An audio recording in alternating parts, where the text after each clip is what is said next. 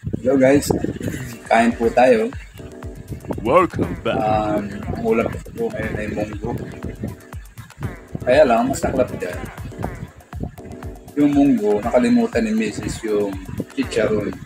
Kaya yun ang masarap sa munggo, yung may chicharon. Guys, paborito ko palang ulam ko at sa baw talaga. Mga nilaga, sinigang, Oh, yes. mula.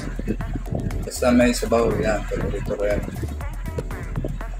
Pero pag mga prito, mahina din ako dyan. Pag prito, sinasabawan ko pa ng kapyar para magkaroon ng sabawang kanin. What? Ito guys, tingnan nyo yung aking pagkain. Kung ano ang ginawa ko sa munggo, makalimutan ng chicharon.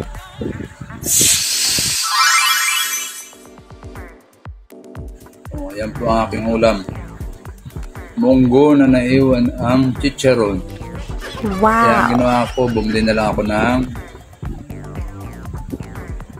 manghuan. What? Chicharon, yan. Nilagay ko na lang sa ibabaw. At kain. Para na rin dalawang ulam ko. Yes! Kain mo na munggo, kain ka rin ng chicharon. Yun. Masarap na rin ang lasa. Yan yung binili ko guys. Wow. Chicharon. Yan yung panghalo ko dun sa munggo. Lalaga ko pa sana, kaya lang, nagugutom na po kaya, yun, pag napag-desisyon ako na i-toppings na lang yung chicharon, yan, i-toppings na lang, tapos, presto, pwede na kumain. O, diba, ang ganda naman guys, eh. Munggo with chicharon.